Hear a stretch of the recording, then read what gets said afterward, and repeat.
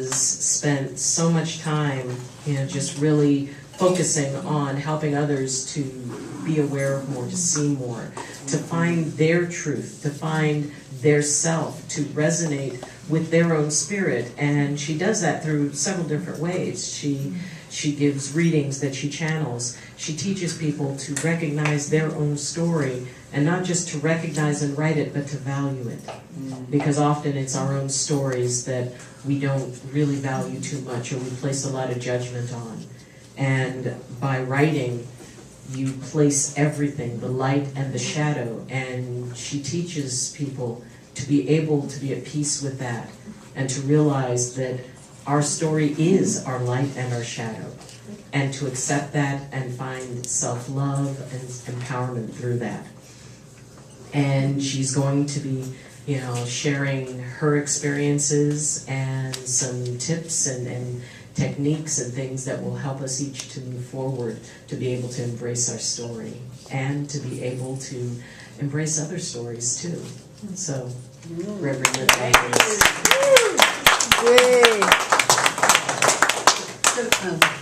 Chris and I had just made a 15-day, 7,000-mile trip by train across the United States, and I had a wonderful time. I just picked up the end of his cough, so if I cough, you know why. I was riding coach with America. And I know how America feels. That's another talk. It was a wonderful experience. Wow. I wanted to talk today about ageless creativity. And in 2015, which age group was growing the fastest? Can anybody guess? Baby boomers.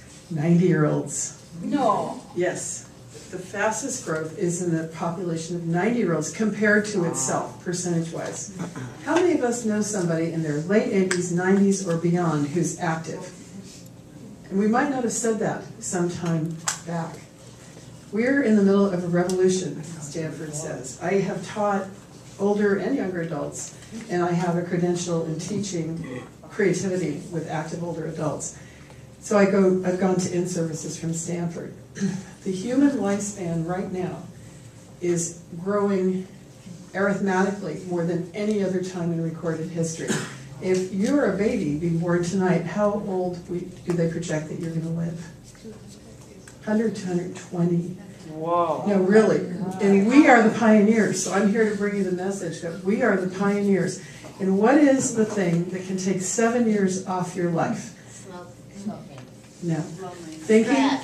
Thinking negatively about aging of yourself or others. You can lose 7 years. So with my students, we focus on the positive parts of aging. And that's what I wanted to share with you. For some physical facts, at age 60, we begin to be able to use both hemispheres of our brain better together. Women had a little edge on that earlier, but that happens at 60. Heterosexual couples are better partners to each other intimately from 50 on, because things sort of balance out. And I don't know in the gay and lesbian community. I haven't read the study. But I know that ageism is in all of our communities. Yeah. There's ageism. And ageism is the unfair prejudice against ourselves or others because of age. And it's based on ignorance. And so this is what we want to overcome. As a teenager, I worked on civil rights. As a 15-year-old, sending money to voter registration in the South. I worked on women's issues, pioneering women's spirituality, even in this church when Janet was the only one in 1983 who found it okay. Remember that one? I loved it. And so I find myself thrown as a catalyst sometimes. And right now I've worked with animal rights, children with special needs. Yes.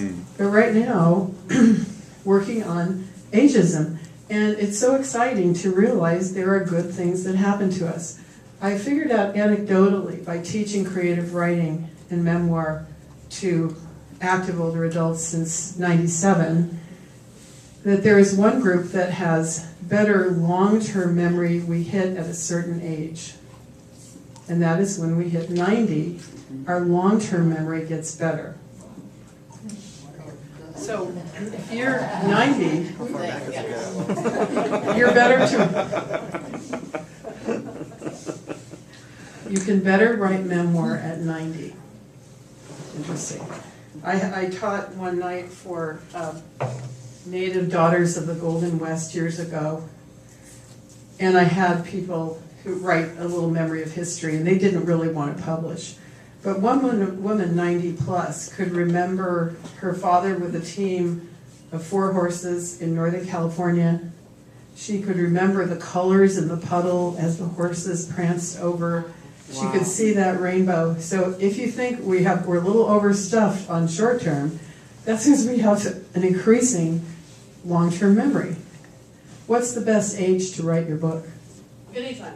Now, and honestly, my breakthrough age has been students, 86 has been the magic age, a lot of World War II people. Wow. But I have many, many students who published. I just had a small handful here. Really good. Happy. Good. This was Kathy Yaden. Verbal. Sometimes she gets in trouble because she fits too soon. She came from the Dust Bowl era, post-Dust Bowl. No academic education in writing. She heard stories on the porch. Wow. Wonderful book. This man, Joe Talik, is Croatian. And he was forced as a child to be part of a silent exodus of 30,000 people out of Italy who were marched into the Sinai Desert, many children, actually by the British, to hold them during the war. And he talks about what it's like to try to live in 120-degree heat with parents at home who didn't want him back, but his dear aunt with him. This is a bit of history that would have been lost forever if Joe, in his 70s, hadn't gotten it down. Wow. So, Dancing Mama, a woman, Juliana Richmond, who says, walking hand in hand with my father across a rutted dirt field stubbed with corn stalks to see the plane Lindy had flown across the Atlantic Ocean, I had no idea of its historical significance, no idea either of the history I would live through the next 8 decades. The year was 1927. I was 6 years old and hungry. All I wanted was my bologna sandwich and maybe a nap. What I would face in those decades to come were the kinds of challenges that make us all human. So this is her story. And I've had ones that have become, one woman was an Army dietitian for Walter Reed Hospital and knew General Patton. She did short skirts and snappy salutes at 86. She came to my writing class in Los Gatos about 83 or 4, and she said, I need to get out from under my mother's shadow. And I said, what do you mean? She said, well, my mother just passed away at 106, and Governor Pete Wilson honored her breakthrough book, went worldwide from 103, and we always wrote letters, but this is my turn now. Wow. And this is really happening. This could happen to you, because how are we going to get from the generation born now, from us, to 100 and 120, unless we work to pioneer the way? This could happen to you.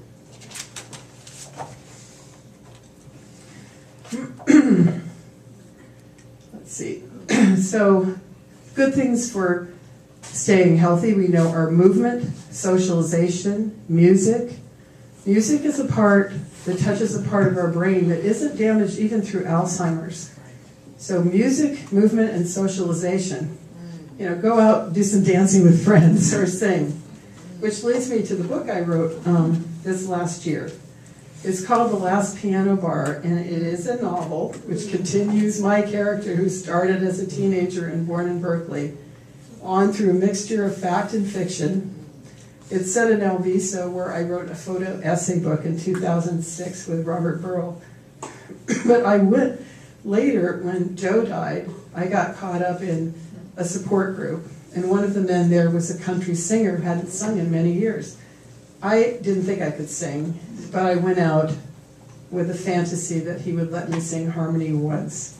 And at first he said, you couldn't find a tune in a paper bag in Alviso. But I found it. So I had to learn to sing on my own, and this wonderful woman, Anita Lilpop, this glamorous pianist of an uncertain age, mentored many of us into singing. So now I'm kind of a hit singing. Buddy Holly should come and join us, and Chris too. But I learned from these people, many of whom had been in the musical world, which is creativity, that there was a kind of elegance they had graduated into. It's a new phase, and if you really want to live and not be marginalized and not be forced into false roles, particularly for women who were made into matronly rocking chair roles, if you get out of that and you listen to what the creative force is really telling you, this can be the best time in your life, the very best. So I had a friend Ernie Cassetta, who was a longtime Italian-American San Jose guy working a car business till 94. He was still out repossessing cars. And he was vibrantly healthy, but he'd been in the sun all his life. And a skin cancer cell migrated. Stanford said, probably do an operation. And Ernie said, well, I am in my 90s. So they radiated him and did many things to him. And he did cross over. And I wanted this book in his hand. So there's the last piano bar. Another friend, my African-American friend, top physicist at Lockheed, Harvey Brown, who sang really great blues, was also saying, I may be crossing over, get this book finished. So some of these people, especially the 90 to 100-year-olds, were really influential in influencing it. The feistiest woman out there is a woman named Aida Butterfield, who was out dancing at 98 with her 20 years younger boyfriend. And when dancing, she took a stumble. It led to her later crossing over. She only had 3 days of illness. She was out dancing, romancing, till 98. Wow. And I'm pretty sure there are going to be people out there living over 100. So those are the stories and role models. Edgar Cayce said, let age only sweeten thee. And Edgar Cayce said, some of you can live as long as you have a purpose. You have a purpose, you can live. There are people whose lifespan is determined by a purpose. There were elements in Cayce's recommendation, not all of which I did on the train because I was eating other food, but he suggested that we stay alkaline in our diet. And the first thing that we eat in the morning can set up the pattern of resistance to bugs. So lemon and water. Citrus fruits actually become alkaline by the time they process through the system in the Cayce philosophy. So having something citrus, but not with the same time as cereal or milk, something to maybe a handful of almonds. Almonds were associated with longevity. Raw almonds, longevity. And having some raw, fresh food. There wasn't a food really that Cayce the readings didn't allow. It was what it was balanced with. A lot about food combining. Strawberries and broccoli, really good health. Strawberries and broccoli. So there's a book, the Edgar Cayce Handbook to Health by Harold Riley, that really goes over a lot of those dietary patterns. But coffee. But if you put cream in it, he said it was kind of a leathery thing in your digestive system. It could be used as a food sort of by itself within the readings. So raw vegetable salad somewhere in the day, and he talked about, I've never gotten this far, 3 vegetables above the ground to 1 below. So a potato or a rutabaga, and then some salad or things above. 2 in the leaf to 1 in the pod. There were lots of things for long life. He also talked about care, which is circulation, assimilation, relaxation, and elimination. All of these helpful. When I was back doing graduate work back there at Virginia Beach, I would meet people who were following the diet exactly, and they were so ageless looking. It was really remarkable. But it's not only what we eat, it's not what we put in our mouth, but what comes out of it. And the readings were a lot about self-knowledge, knowing the mysteries of the universe, but also loving service. Volunteerism extends your life, also proven. So can we think of areas in which we think negatively about age, of ourselves or others? Anybody think that way? Send out falling apart jokes? We might rethink it. and really look to the philosophy that we find in earth-based traditions, like the Celtic goddess tradition, isn't that life, you go up to one age and it's downhill, but rather it's a spiral. And every phase of life is very valuable. When I talked to Kathy Jones from Glastonbury and had been writing novels, she and I came together from two countries. Something that I had figured out myself, she had also had certainly figured out, and that was that in the goddess tradition, the old concept of maiden, mother, and crone, chronos time, there was more to it. There was maiden, lover, mother, queen, and crone. So you may be in your queen and king phase, and this is a time for you to really celebrate that if you're moving into that. Writing your story is important because you have lived through a moment, a place, a time, and a perspective that no one else knows. Stanford Hoover Pavilion said they would rather collect your stories about an event than have any historical facts, because the compilation of all our stories will tell the truth. If you've thought of writing and you don't like grammar, you weren't good at grammar and spelling, wonderful, because the right brain or the synergized two brains shouldn't be bothered with that at first. And I tell students, as my teachers told me, 5 or 10 minutes a day of rapid free writing is enough. Put it aside. If one day you want to write 4 hours, then go and do it.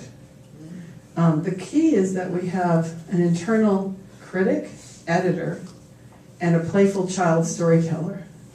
Now, Janet knows how to allow the playful musical storyteller to flow through her.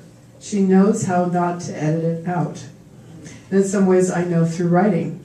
My characters now will sort of come to me. I start hearing the words, and I better stop at the intersection and write what they say on the Safeway bag, because they are flowing through me. I'm not doing all of it myself. At a point, I better edit it. But editing, too, should be playful and fun. You should say, this is it, unless when I sit down, another word's going to come in my mind. It should just be a time for you to flow and be surprised, because you have a hidden observer inside of you that has been watching all the way through your life. And wouldn't you like to know what she says or he says? This observer knows a lot more than you do. It's a little different when you write creatively than channeled or inspired writing. Inspired writing would be very in the Cayce philosophy that we can go directly to our higher self, to the creator. And sometimes a guide comes from the creator, but the reliance is we go directly to the source, to the mother, father, source. So that's inspired. And automatic writing, Cayce was a little cautious about, be careful, before you say to an entity, take over my hand. But sometimes people are strongly inspired by someone who has crossed over. And if you're doing this to be of help, and you keep the white light around you, it's good. Creative writing is letting your unconscious mind, shadow, light, experiences, spiritual, sexy, all of it, pour through you. And it's really a lot of fun. I've had trouble sometimes with certain generations, like I had at first many from the greatest generation. And they were raised, and the silent generation, which is around, in our country, the Korean conflict, women's looking at their roles for the first time in recent times. They would say, I don't want to write about that. It's a downer. It's so sad. It's not good. Well, actually, that is your conflict. That's the exciting thing. What did you go through? What I read personally, frankly, and I just plow through them. I want to read somebody's real story. The grittier, the better. The harder, the tougher. Yeah. I mean, I bet there's some stories in this room that would really rivet me. Why am I looking at you, Ronnie? I don't know why. But I get this feeling that there's some stories in this room. And you don't have to write it in order, because creativity doesn't always go in a line. Right. One day, I used to get Vanessa finally on a bus to a program, and I was with my second husband, Joe, who was very supportive of writing. And he, very fatherly to all of us.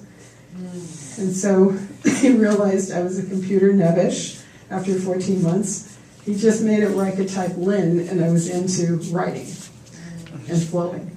And I would play the Pachelbel Canon Suite over and over. So every day, a different story would pop out about being a young person in a new age group in San Jose. Was once called the Family of Man. Does anyone remember it? Yeah. And there was this charismatic woman, a leader. She was a blue-collar housewife. Her mother had been into many metaphysical things, but she was drawn to meet Jessica, a wise woman who carried on Cayce's work, and through her I met Jessica too. But when I was in this group of young people, it was the best of times and the worst of times. It was the 70s. And she was experimenting in different directions in her relationship, her orientation. There were all kinds of things going on in this milieu. And yet it was a time of awakening and play and metaphysical learning, and also learning how to find the light within you and not follow a guru. So every day, I had lived through it, but every day when Vanessa got on the bus, I played the music. One day it was year 7, the next day it was year 3. I just let those scenes flow out. For those of you in theater, writing a scene would be easy because you are just, the curtain goes up and you let us hear people talking. You give us, instead of the stage setting, you kind of let us know that she's stepping over a plush rug. There's a conflict, there's some action, and we're in a moment in time, and we're there with you. And you don't have to conclude or teach or preach. We're going to go in and relive it with you. It's really a wonderful experience to get your story down or allow a story to come through you. Creativity in ageless living, music, creativity, cooking, volunteering, woodwork, health, being a health practitioner, being a good parent. It's creativity, and letting the creative force flow through you is revitalizing to you. And also realizing your stage of life is equally good to the one you had earlier when you had to go to the, had to have your skin checked when you were an adolescent. Each phase has its difficulty. I went to a women's museum of art near the Smithsonian in Washington, D.C. in 2006. And there was this huge book. It was hard to carry on the train. I didn't get it. But there were really real photographs of the reality of life at all the different ages. Not the stuff that's airbrushed and sold for commercial use. A young girl on a beach, a teenager, a few blemishes, the little bit of baby fat, that unknowing look, but that look of inquiry. A mother who just had a baby and all the things that go on with us. The beauty of maturing women. It was a women's museum. It really all has reinforced to me that we need to look at age with our eyes, not the media it's benefiting financially in many cases by selling us products to make us be a different age. On the train trip we took, my late brother's son was getting married near New York. We stopped in hotels that the bride's mother had arranged, and it was the very opposite of the train. People had a great deal of wealth, and the magazines there immediately opened to invasive surgeries to change how you felt. So I did a couple of readings there, and one woman said, and she looked lovely. She was 70, she was beautiful, she exercised, but I'm so unhappy inside, and I think if I sign up for this big surgery, it might change. And it turned out she had a special needs son who had become special needs through an injury. We talked about what the risks of that were and what she could instead do to allow her own, to acknowledge her own beauty and let it flow. So there's a lot of pressure in society on women and more on men as well, and in certain communities, certain orientations, it's really strong to have this narrow model of a person that as we really grow older, we find that people are quite fascinating ahead of us to see what they're doing and what they know. It's quite fascinating. So, we're on time, but okay, so I noticed when I got into this, and it was many years ago I started questioning all of this, that the magazines, women's magazines, fashion magazines, always had people who were just out of high school or college, and now, in the last couple of years, if you've been really looking, how to be beautiful at any age. Have you seen those in the magazines now? I mean, they're going on through, 70, soon it'll be 80, 90, 100, and colors that are particularly good, ways you can celebrate. That is really a change. And the swimsuit issues of like People or related magazines in the last 2 years at my local drugstore, the hotties now are including people who are baby boomers and older. Christy Brinkley now is the big swimsuit person, and she's moving into her 60s. So it isn't that that's the only answer, but it's showing that we are starting to balance out a little bit. Robert Redford said, if I am forced to act with one more actress who's 20 or 30 years younger than I as my romantic counterpart, when I could have Jane Fonda or Meryl Streep, I'm going to quit. And Paul Newman called Joanne Woodward my functioning voluptuary at one time. But it's how we choose to put our energy. We can go into that hotel in New Jersey and say, my gosh, should I be repaired? Or we can really be a light to others and talk about things differently. The next woman I read for was thinking of opening a spa in the salon, and I said, what would it be like if you offered holistic methods of revitalizing our beauty and our spirit? So when we take a stand for any issue and we start speaking the truth, the new truth, we're not subjective anymore to those messages. We're not listening and taking them in and feeling crummy. Each age has its challenges and its positive aspects, but what are we going to do if the human lifespan is expanding more than in any time in recorded history? And how can we be mentors for a generation yet to be born who are going to have a great lifespan? This was from a magazine, I think translated from Russia, Secrets of Methuselah's, and this was back decades.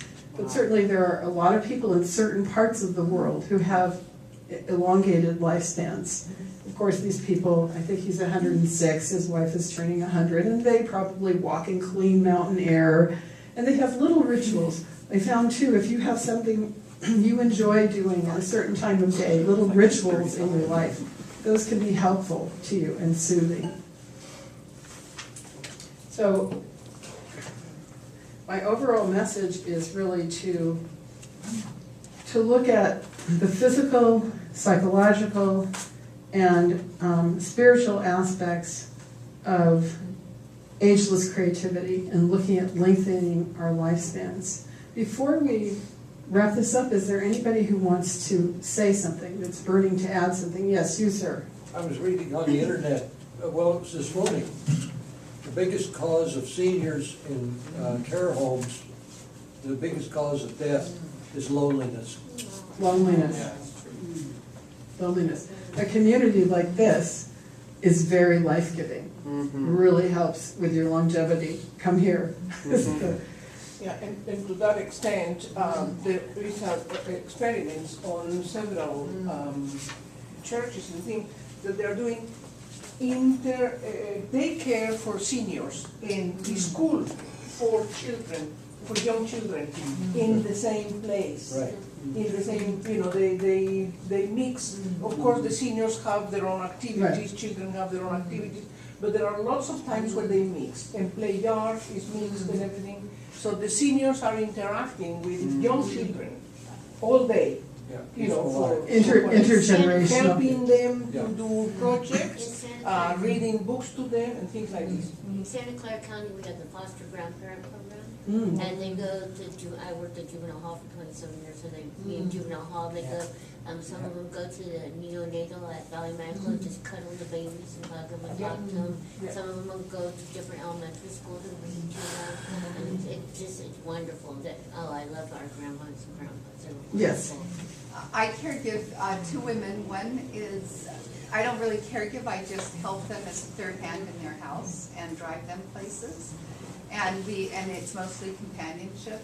One is 95 and one is 98. That's awesome. And the stories are, It's like an open history. you book. really nailed it. She was telling me the other day, this was so funny, she said, at 13, I was at Berkeley, and I remember this great tennis player, and I forget the name, but and Virginia Bruce. I mean, she's 95 and she remembers from 13 being at the Claremont. That's my theory.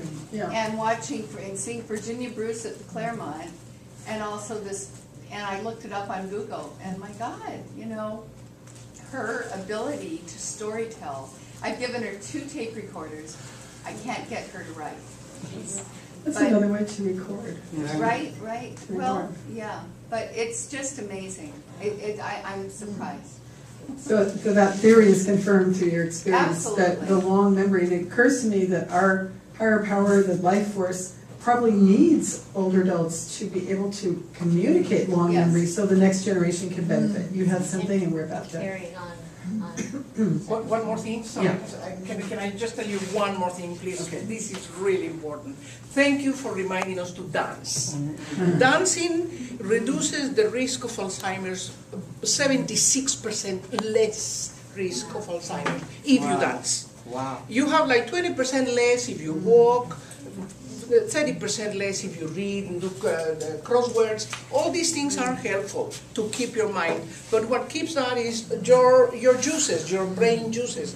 What makes those brain juices run is dancing. And that is what the point she was making. There is part of the brain that processes music that is not even touched with by Alzheimer's, that the plaque that makes Alzheimer's doesn't build there. So dance, guys, dance, and have 76% less risk to develop Alzheimer's. So even by yourself at home. We live in a new age. You're the pioneers. And Casey said, let age only sweeten thee. Carl Jung said, this is the part of our life for our spiritual quest. Be a pioneer and think positively about maturing. It's the best time that we've had on the planet to be a maturing adult. Thank you. Yay!